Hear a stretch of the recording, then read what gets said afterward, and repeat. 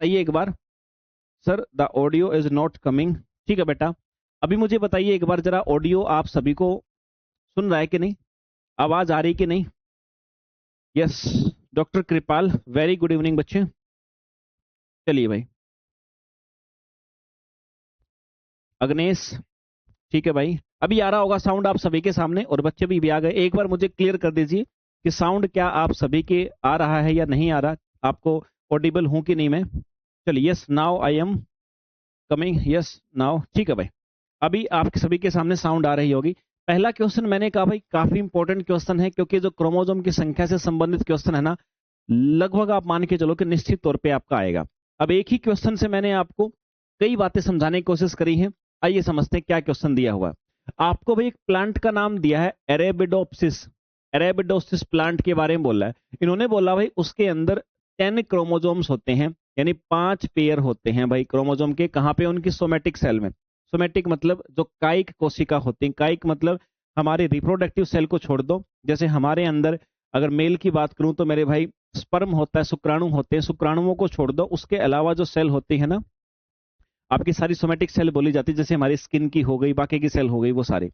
इसने कहा भी सोमेटिक सेल के अंदर यहाँ पे 5 जोड़े होते हैं, जैसे हमारे अंदर 23 पेयर्स होते हैं, यानी 46 गुणसूत्र होते हैं। बोला इसके अंदर 5 पेयर यानी 10 क्रोमोजोम आपको देखने को मिलेंगे। बोला हाउ मेनी क्रोमोजोम, तो कितने क्रोमोजोम होंगे कहाँ पे? Each of the following. बोला हमने आपको ऑप्शन दे रखे हैं, तो ये जो स्टेटमेंट दे रखी इनमें से बताओ किसके अंदर कितने क्रोमोजोम होंगे। क्वेश्चन क्लियर है?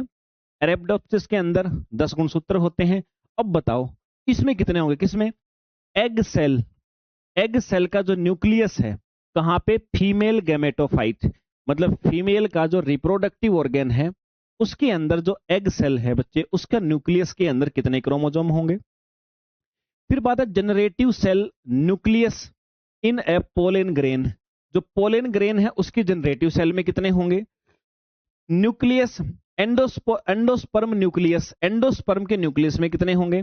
और फर्टिलाइज्ड एग न्यूक्लियस, निषेचित अंडा जो है, मतलब जो मेल और फीमेल सेल के मिलने के बाद जो बनता है, उसके अंदर कितने होंगे बच्चे। ये 4 बातें आपसे पूछी हैं, चारों क्लियर करूंगा तो क्वेश्चन के साथ में आपका कंसेप्ट भी क्लियर हो जाएगा, क्योंकि स्टेटमेंट आपको आते होगी तभी तो बच्चे आप लोग कर पाओगे।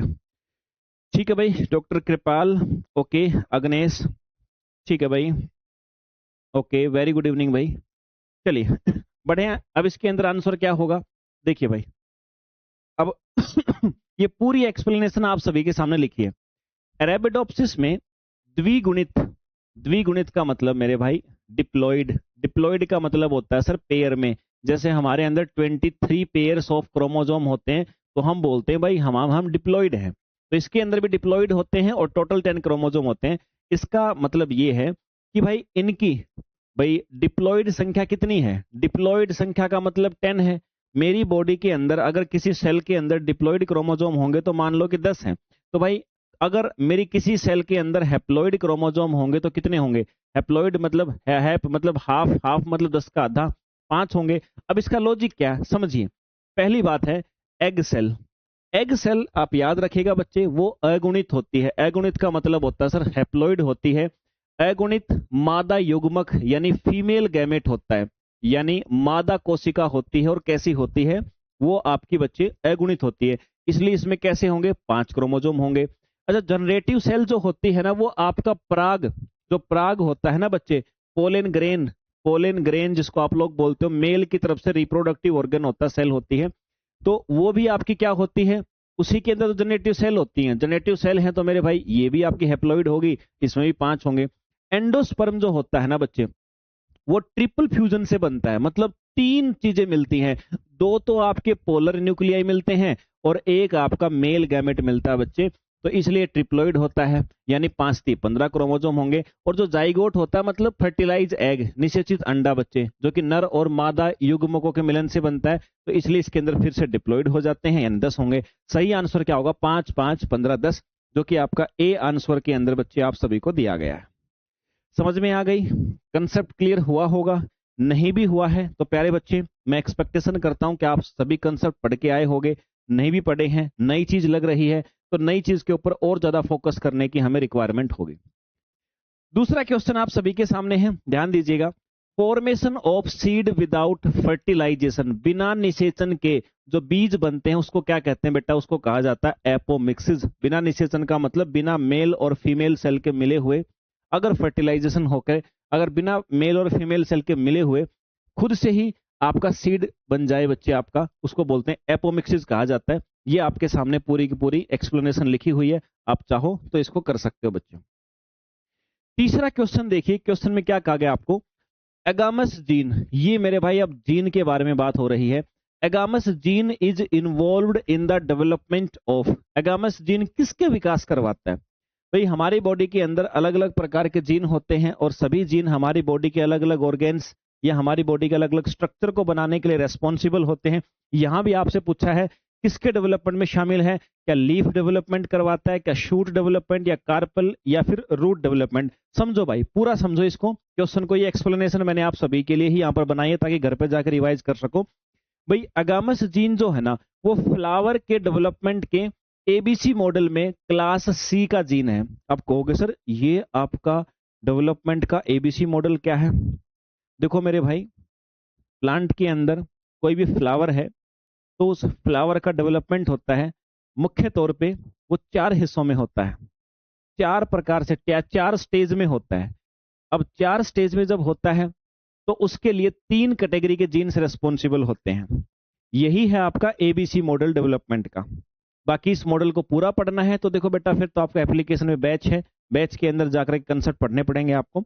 और ये एबीसी मॉडल तो मैं यूट्यूब पे भी लाऊंगा क्योंकि मुझे पता है इससे क्वेश्चन बनेगा। आज भी कम से कम 5-6 क्वेश्चन एबीसी मॉडल से ही मैं आप सभी के सामने लेके आया हूं, जो मुझे लगता है कि आपके एग्जाम में रिपीट होने वाले हैं, आपके सेट एग्जाम के अंदर। ठीक है सर, मैंने कहा भाई जो एगामस जीन है ना, वो फ्लावर के विकास के एबीसी मॉडल में, मैंने कहा कि भाई एबीसी मॉडल ने कहा था भाई किसी फ्लावर का डेवलपमेंट होता है वो 4 स्टेज में होता है और 3 कैटेगरी के जीन रिस्पॉन्सिबल होते हैं। तो इसने बोला कि कैटेगरी सी में आता है ये जीन। ये जीन मुख्य रूप से जो फ्लावर है ना उसके तीसरे और चौथे, मतलब मैंने कहा ना 4 स्टेज में होता है, तो 3rd स्टेज और 4th स्टेज में जो डेवलपमेंट होता है उसके लिए जिम्मेदार होता है। इसका प्राइमरी फंक्शन क्या होता है भाई? जो कार्पल्स, यानी जिसको आप लोग स्त्री केसर भी बोलते हो, या फिर पुंकेसर यानी स्टेमिना बोल सकते हो, इसके निर्माण को नियंत्रित करता है। यदि अगामस जीन में म्यूटेशन हो जाए, उत्परिवर्तन हो जाए, तो फूल के जो सेंटर है उसमें कार्पल्स और पुंकेसर नहीं बनते, बल्कि उसकी जगह पे पंखुड़ियां और सेपल्स बार बार दोहराए जाते हैं। इससे फूल आपको गुलाब जैसा दिखने लगता है। अतः फूल के यानी फ्लावर के जो रिप्रोडक्टिव ऑर्गेन्स की सही पहचान और उनके डेवलपमेंट के लिए कौन होता है? एगामस जीन होता है। तो सी ऑप्शन के अंदर आप सभी के सामने लिखा हुआ बच्चे, एगामस जीन इसका सही आंसर होगा। ठीक है सर, क्वेश्चन नंबर 4 पे आ जाइए बच्चे। क्या कहता है आपको?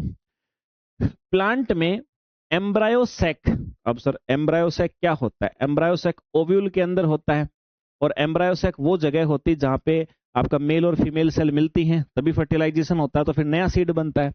तो इसने बोला एम्ब्रायोसैक के डेवलपमेंट के दौरान होने वाली जो अलग अलग घटनाएं हैं ना वो नीचे दी गई हैं, तो उनको आप सीक्वेंस में अरेंज करो। देखो भाई, सबसे पहले इसने लिखा PCD of haploid megaspore. Megaspore मतलब होता है जो आपकी फीमेल सेल होती है। मेगास्पोर, मेगा मतलब बड़ी, और बड़ी किसकी सेल होती है? रिप्रोडक्टिव सेल किसकी बड़ी होती है? फीमेल की होती है। तो पीसीडी मतलब प्रोग्राम सेल डेथ, यानी हमारी बॉडी जानबूझ के जिस सेल को मारती है। बोला पीसीडी ऑफ हैप्लॉइड मेगास्पोर।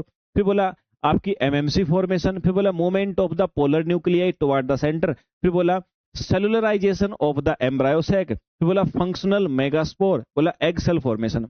चिंता मत करो, सारी अभी सीक्वेंस में अरेंज करके मैं आप सभी बच्चों को बताऊंगा और आप सभी लोगों को क्लियर भी हो जाएगी ये चीज डेफिनेटली। चलिए भाई, देखो भाई क्या लिखा हुआ है, सारी बातें एक बार समझिएगा। प्लांट में एम्ब्रायोसैक जो है ना, भ्रूणकोश, इसके विकास का सही साइंटिफिक क्रम क्या होता है बच्चे? ये होता है 2 1 5 3 4 6। मतलब ये सबसे पहले जो ओव्यूल है ना, बीजांड, उसके भीतर जो मेगास्पोर मदर सेल है वो बनते हैं। मेगास्पोर मदर सेल, या हम बोले तो सर एमएमसी, सबसे पहले ये सेल बनती हैं बच्चे। दूसरे नंबर पे इसमें फिर मियोसिस होता है। भाई सबसे पहले मेगास्पोर मदर सेल बनी। कंसेप्ट आपने जब पढ़ा था तो ये चीजें आप जान गए थे सर, मेगास्पोर मदर सेल क्या होती है।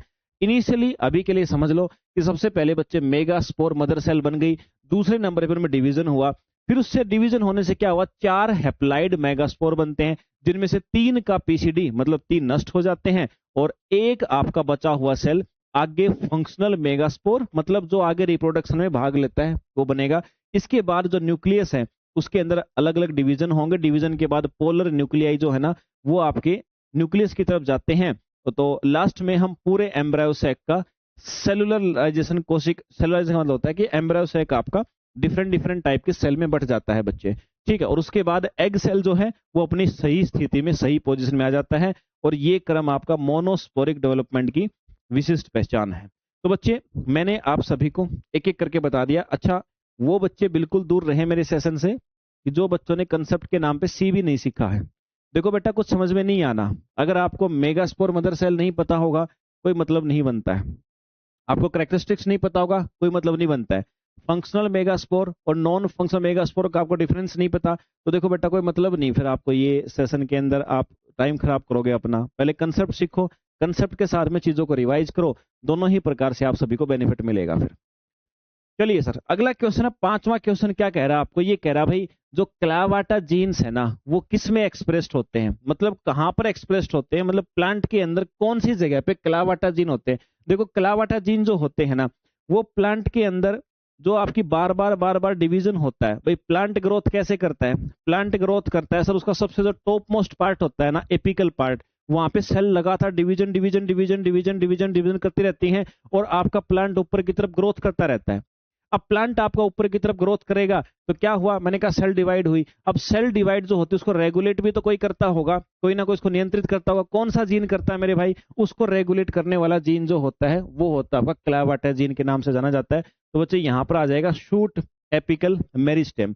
शूट का मतलब होता है जो टॉप मोस्ट पार्ट होता है उसकी बात हो रही है सर।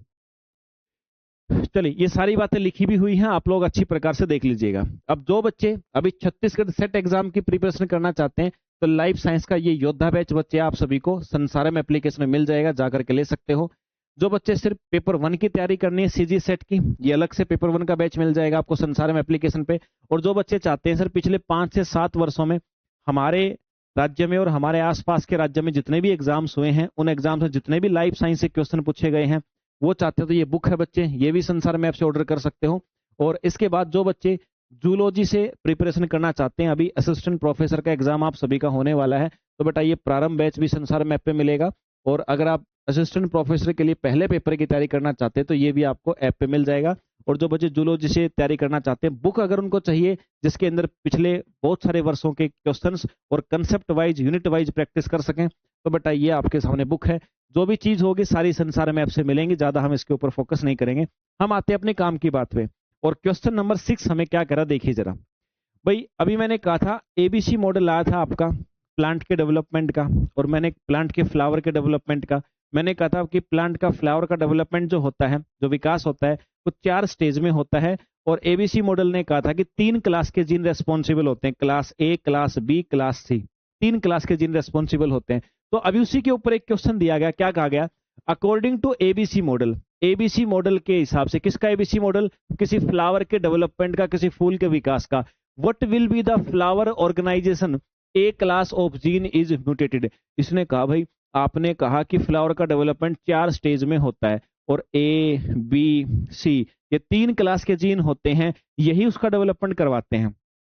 अब आपसे पूछ लिया कि जो ए है ना, ए के अंदर क्या हो गया, म्यूटेशन हो गया। म्यूटेशन का मतलब है कि मेरे भाई ए जो है ना ये परिवर्तित हो गया, ठीक है, ये ए जो है मेरे भाई ये आपका परिवर्तित हो गया। सपोज करो आपको बोल दिया कि ए के अंदर हो गया परिवर्तन, तो बताओ फ्लावर के डेवलपमेंट में क्या असर पड़ेगा, ये क्वेश्चन आपसे पूछा है।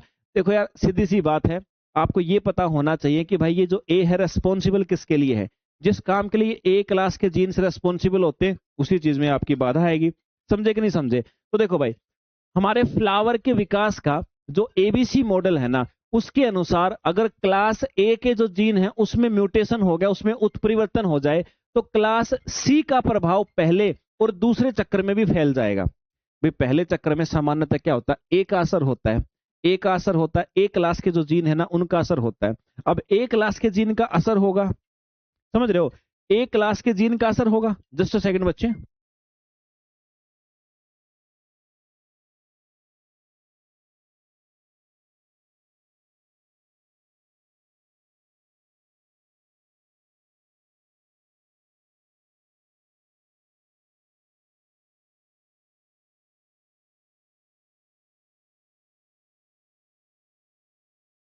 चलिए भाई,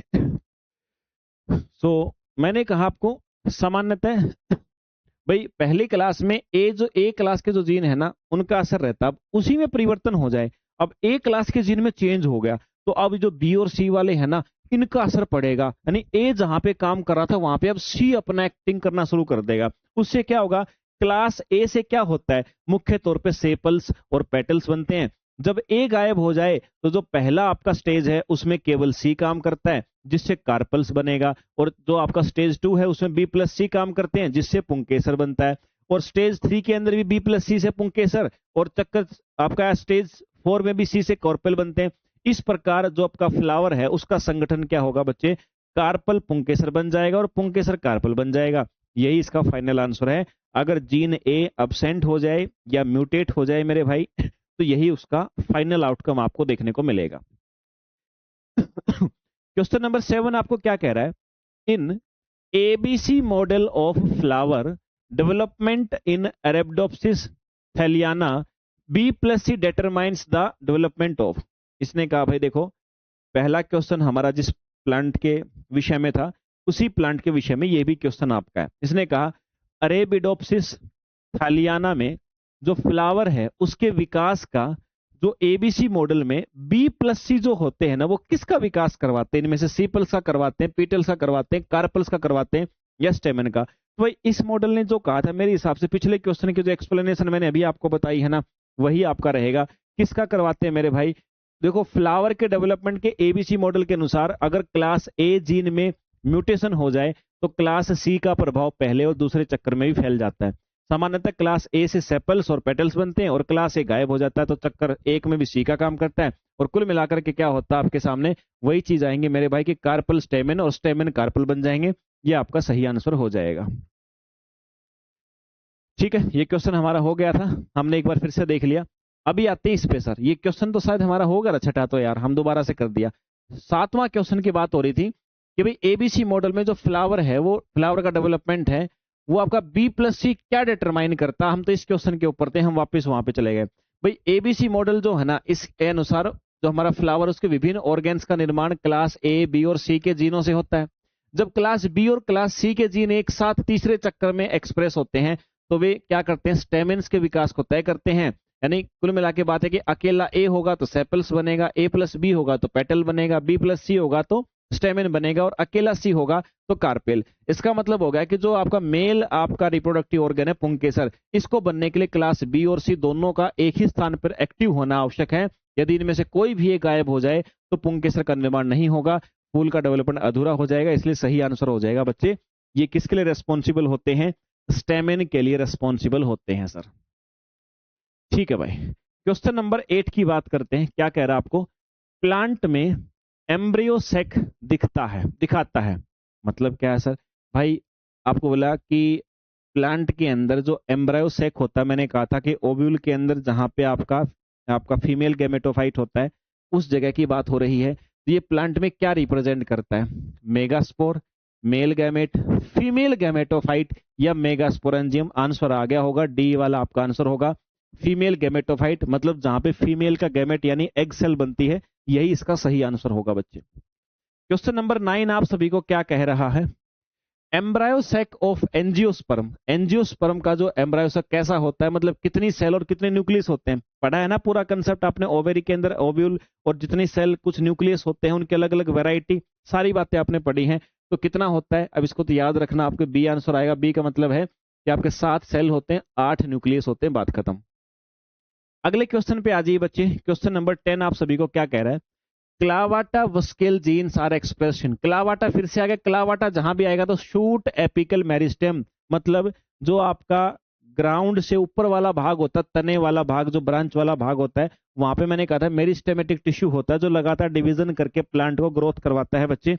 तो वहां पर क्या होगा सर, इसी के लिए काम करेंगे, यही बस आपसे आंसर पूछा था और आपने ध्यान रखना है, बता देना, डी वाला आंसर हो जाएगा। फिर मेरे भाई क्वेश्चन नंबर 11 आपको क्या कह रहा है, a mutation in a representative dicot plant result into having floral organs as sepal, petal, sepal। इसने कहा भाई एक कोई डाइकोट प्लांट है उसमें म्यूटेशन हो गया, म्यूटेशन होने के कारण जो आपके फ्लावर के ऑर्गेन थे ना, वो सेपल, पेटल और पेटल सेपल बन गए। तो बताओ एबीसी मॉडल ऑफ फ्लावरिंग के अनुसार इस तरह के क्लास जीन में बदलाव के लिए कौन सा क्लास म्यूटेशन के लिए जिम्मेदार है? बताओ भाई क्या होगा। इसने अब की बार आपको परिवर्तन दे दिया, बोला भाई सीपल्स पीटल्स बन गए, पीटल सीपल बन गए। तो एबीसी मॉडल के हिसाब से बताओ कि कहां चेंज हुआ। तो भाई इसके लिए क्या होगा, ध्यान रखना। अब सीपल और पीटल के बनने के लिए कौन सी क्लास के जीन रेस्पॉन्सिबल होते हैं? यदि किसी पौधे के जो फ्लावर है ना, उसमें अंगों का कर्म सेपल पेटल और पेटल सेपल हो गया, तो इसका अर्थ है कि क्लास सी का जो जीन है ना, जैसे अगमस हो गया, उसमें म्यूटेशन हुआ है, क्योंकि एबीसी मॉडल ने हमें इस बात को समझाया था, हमने यहां पर कर लिया। क्वेश्चन नंबर 12 क्या कहता है बच्चे? Which of the following statement about embryo sac development in plant is not correct? पौधों में एम्ब्रायो सेक के डेवलपमेंट के बारे में बताइए, कौन सी स्टेटमेंट गलत है? अब देखो बेटा, आराम से आप लोग वीडियो को पॉज करके इसको देख सकते हो। हम चलते सीधे आंसर के ऊपर। भाई स्टेटमेंट नंबर डी जो है ना, ये गलत है। क्यों?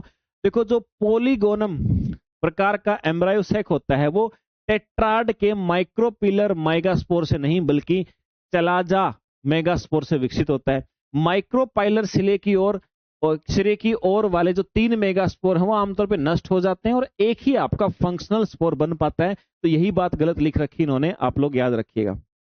13 नंबर क्वेश्चन क्या कह रहा है आप सभी को? During fertilization which part of the female gametophyte is responsible for pollen tube growth? Arrest a task that plays a significant role in zygote formation. इसने कहा भाई कि फर्टिलाइजेशन के दौरान फीमेल गैमेटोफाइट का कौन सा भाग है जो रेस्पॉन्सिबल है पोलन ट्यूब की ग्रोथ को रोकने के लिए, है ना? तो ये बात आपसे पूछी है, फर्टिलाइजेशन के दौरान फीमेल गैमेटोफाइट का कौन सा हिस्सा पोलन ट्यूब की ग्रोथ को रोकने के लिए जिम्मेदार होता है? ये एक ऐसा काम है जो जाइगोट बनने में अहम भूमिका निभाता है। तो जाइगोट बनने के लिए पोलन ट्यूब की ग्रोथ रोकनी होती है, और पोलन ट्यूब की ग्रोथ रोकने के लिए इनमें से कौन सा हिस्सा मेरे भाई जिम्मेदार है, उसका नाम आपसे पूछा है। सही आंसर होगा मेरे भाई बी वाला, मतलब ये होता है मादा गैमेटोफाइट के अंदर सिनर्जिड सेल होती हैं बच्चे, जो कि आपकी पोलन ट्यूब यानी पराग नली के विकास को रोकने और उनके फटने के निर्देश देने के लिए जिम्मेदार होती है। अगला क्वेश्चन है बच्चे 14 नंबर आप सभी के सामने है। Which of the following class of genes की कौन सी क्लास मेंटेन करती है बाउंड्री ऑफ फ्लोरल ऑर्गन? यानी फ्लावर के अंदर मैंने कहा 4 स्टेज में ऑर्गेन्स का डेवलपमेंट होता है, तो कौन उस बाउंड्री को सेट करता है, ये आपसे पूछा है। ध्यान रखिएगा मेरे भाई, इनको बोलते हैं हम लोग, और पीछे भी क्या था हमने, आई थिंक जानते क्या होगा, उनको बोलते हैं कैडेस्ट्रल जीन, इसको मेंटेन करते हैं। वुस्केल एक्सप्रेशन, ये वुस्केल जीन किसको कंट्रोल करते हैं? फिर से वही बात, शूट एपिकल मेरिस्टेम मैंने आपको बताया था, वही बी वाला आंसर हो जाएगा।